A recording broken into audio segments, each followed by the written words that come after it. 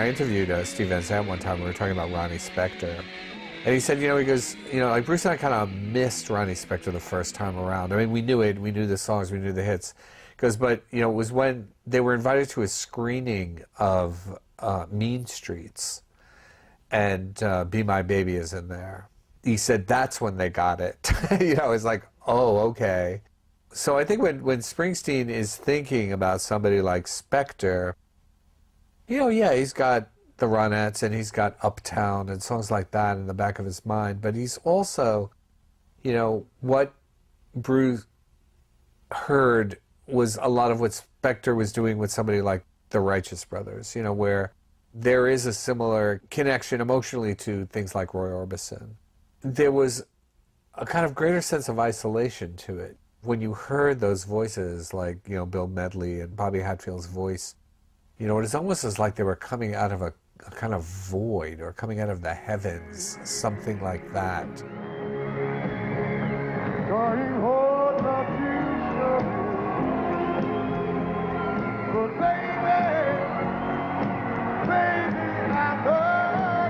I think Springsteen wanted some of that on Born to Run. Like that when he hears Spector and when he says Spector, that's what he's thinking about.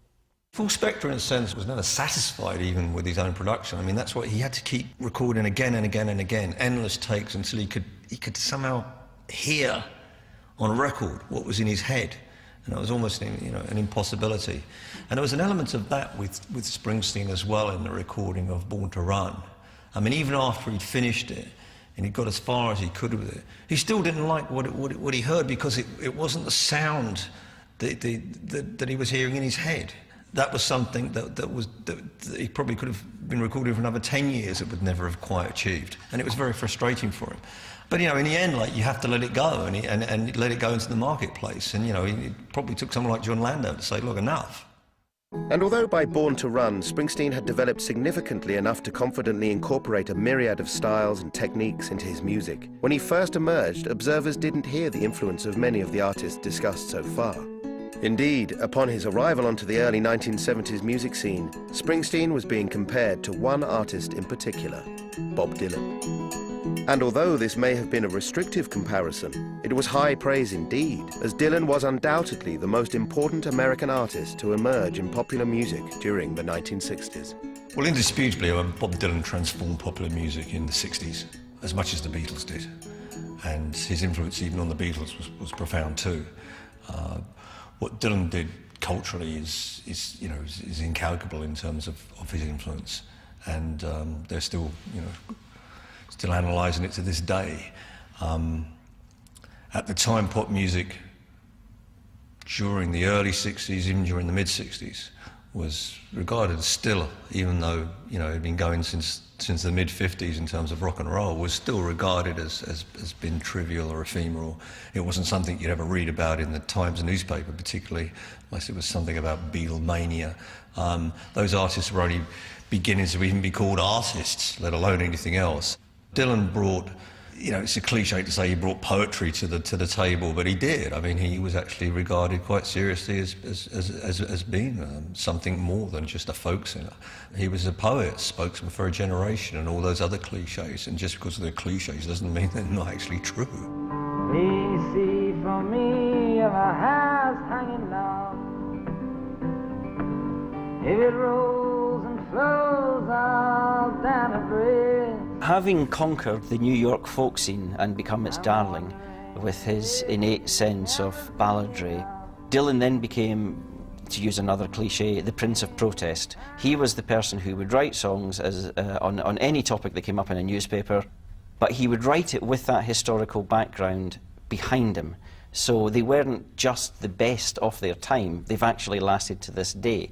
And the folk scene suddenly had the heir apparent that they'd wanted from every great folk singer that had been before, and they had their darling Bob Dylan. The problem with this was that Bob Dylan never thought he was anybody's anything. He was Bob Dylan. And Bob Dylan had grown up with exactly the same influences that Bruce Springsteen grew up with from the 1950s rocker. Dylan, as a teenager, was actually at exactly the right age to be wowed by Presley, Chuck Berry and everything else, and that's what he'd grown up playing before he played folk. all of which makes perfect sense until he picks up an electric guitar and decides to go back to it.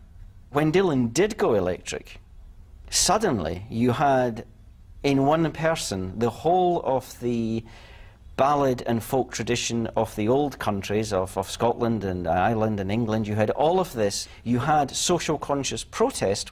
You had somebody who'd mastered both of these already and who, in fact, at heart was a rock and roller and was about to produce what many, certainly myself, think possibly the best rock single of all time in Like a Rolling Stone, where he brought it all together. Everything that had at this point ever been heard by Springsteen, for example, or indeed anybody else, came out in one record.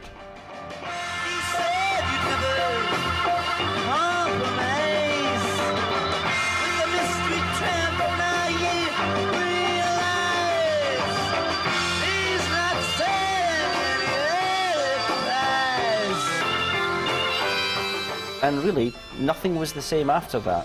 And you think 6 years ahead or so to when Springsteen starts to make his name in New York, the legacy of Dylan is huge.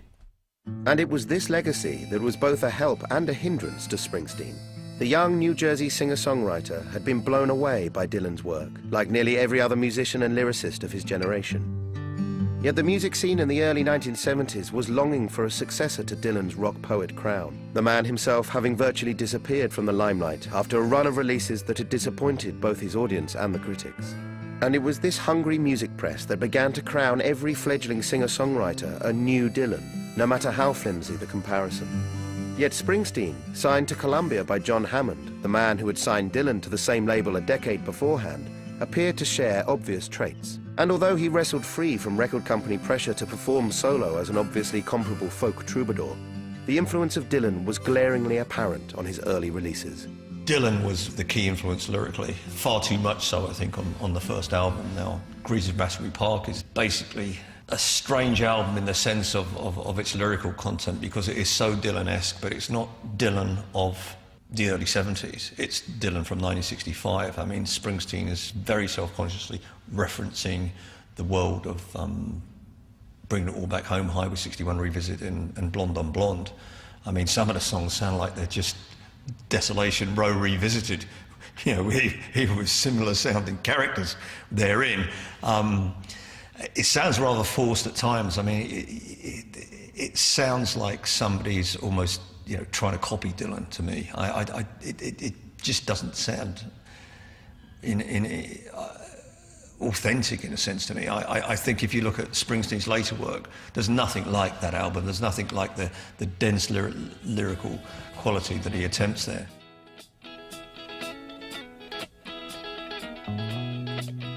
With this very unpleasing sneezing and wheezing, the calliope crashed to the ground.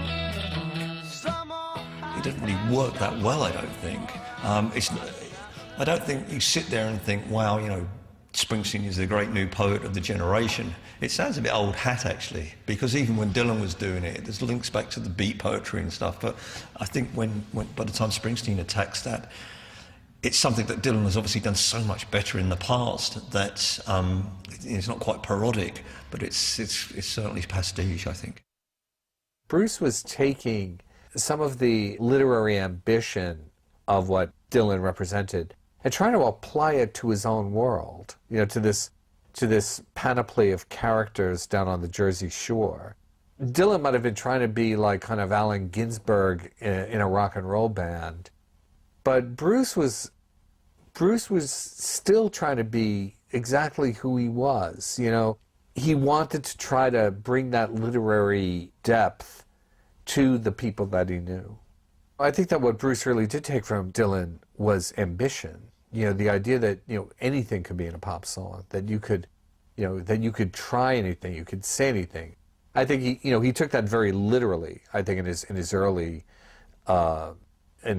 songs and the initial Dylan influence on Springsteen is ultimately pretty undigested. But I think that once it was digested and Bruce wrote the way he could write, he still kept the level of ambition high and the desire to write a certain type of poetry high.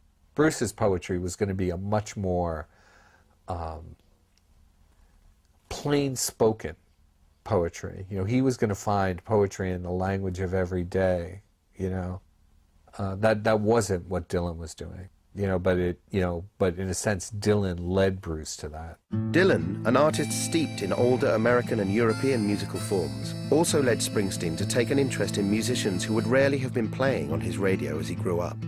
One of the vital influences upon Dylan was American singer-songwriter and folk musician Woody Guthrie. And after Springsteen had paid tribute to his own heroes during the 1970s, he too began to look into this unique figure in America's recent musical past. One of the things that Bob Dylan always had going for him, you know, whatever his background, whatever his, politics or whatever, however enigmatic he may have been, he always had, I think, a pretty rich sense of history. And I think that Springsteen did, in my view, I don't think had a particularly rich sense of history as a young man. He was very aware of the milieu out of which he emerged, but I don't think it was particularly clear to him how that related to what came earlier. And I think that Dylan was probably one of the people who sort of made him aware of that. I mean, I think that if it had not been for Bob Dylan, you know, Springsteen never would have picked up that Joe Klein biography of Woody Guthrie in 1980. That was the sort of the way in, I think, in an important sense. So I think one of the gifts that Dylan gave Springsteen is the sort of doorway, the window, to look back and to, forge the links between where he was and how he had gotten there. And Woody Guthrie was one of the key figures in this progression. Unlike many of the major players in the history of American folk music, he was significantly one of the first songwriters of this movement, and Springsteen was drawn to both his music and his message. Guthrie was the voice of the common man, a rustic socialist whose songs rallied against injustice and strove for a more equal and united America. And his earnest, impassioned political stance was complemented by a direct and austere compositional approach. I think Bruce Springsteen, in searching for something authentic in terms of his politics, wouldn't necessarily have looked to Bob Dylan. Bob Dylan was a champion of civil rights, but only for a short time. Bob Dylan almost became an apolitical figure by the mid-60s.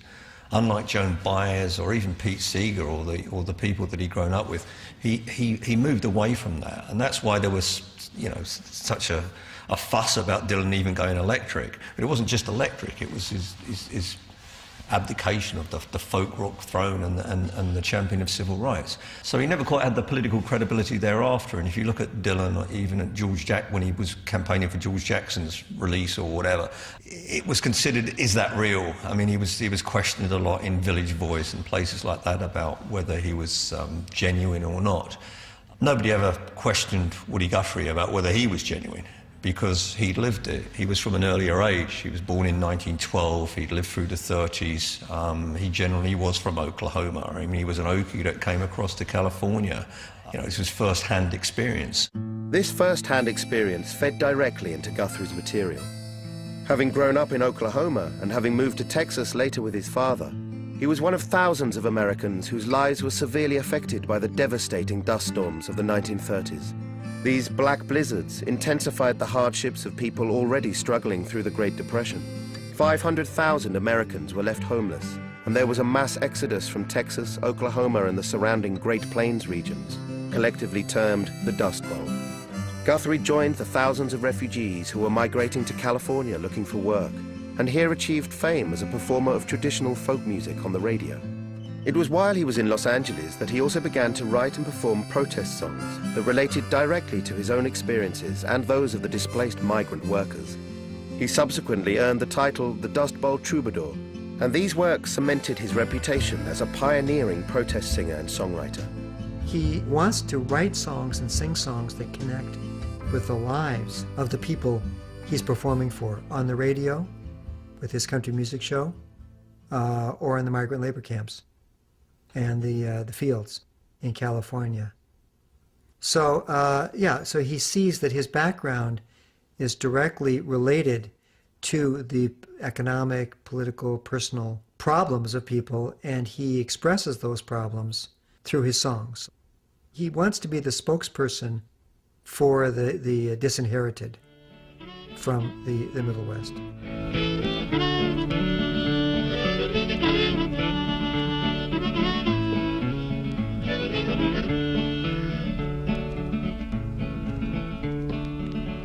I'm a Dust Bowl refugee, just a dust bowl.